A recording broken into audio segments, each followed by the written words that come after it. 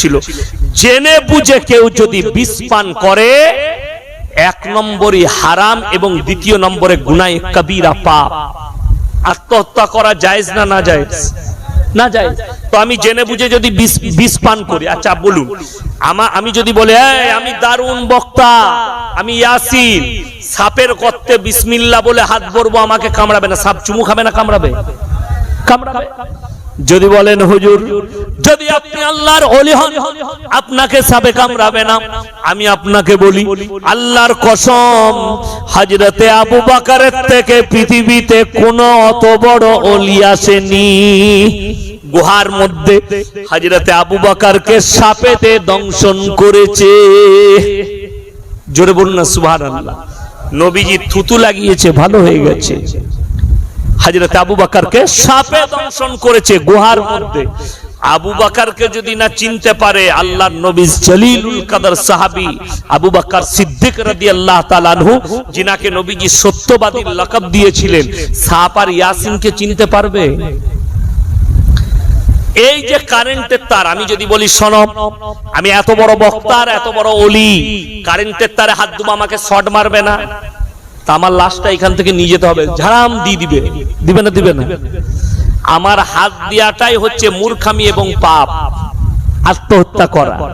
ওই জন্য এই ধরনের গজল পড়া ইসলামী শরীয়তে যদি দেখা যায় নবীজি বিরোধী হচ্ছে, কোরআন হাদিস বিরোধী হচ্ছে, আল্লাহ বিরোধী হচ্ছে, তখন ঝামেলা।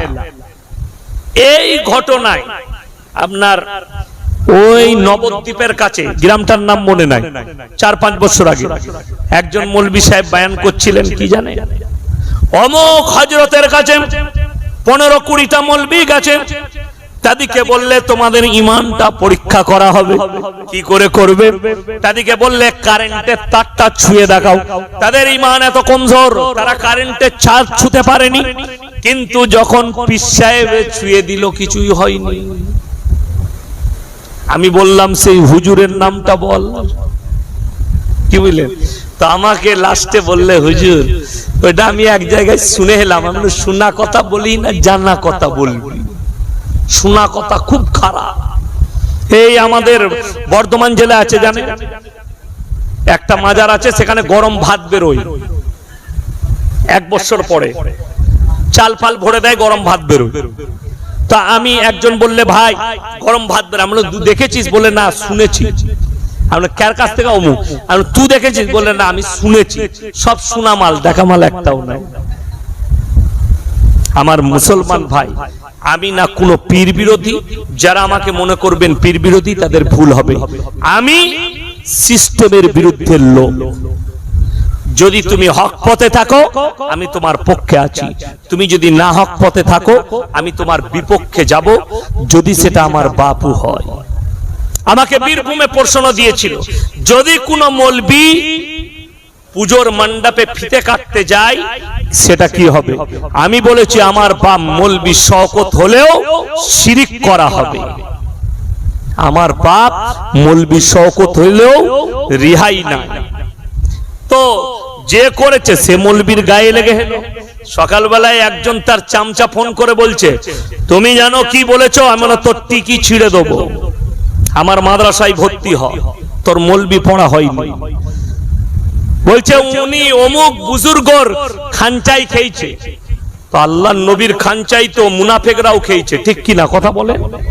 তো নবীজির কেউ যদি একজন বড় আলেমের খানচায়, আমি ধরেলেন এসছি, আমার কাছে কোনো একটা লোক দেখা করতে হলো, তাকে যদি বলি ভাই বসো একটু লাও, সে যদি লাই, আর তাদের গায়ের লোক যদি বলে বে ইয়াসিন সাহেবের সাথে বসে খেয়েছে বে, তার মানে বিরাট ব্যাপার, আর সে চুরি করলেও মাফ হবে। এর থেকে বড় ভুল আর কিছু নাই। পাপ পাপ, ইয়াসিন করুক আর ইয়াসিনের বাপ করুক। আমার ভাই সবাই নিয়ত করেলেন আমরা সবাই দ্বীনের উপরে প্রতিষ্ঠিত হব। জোরে বলুন ইনশাআল্লাহ। দোয়া দেব।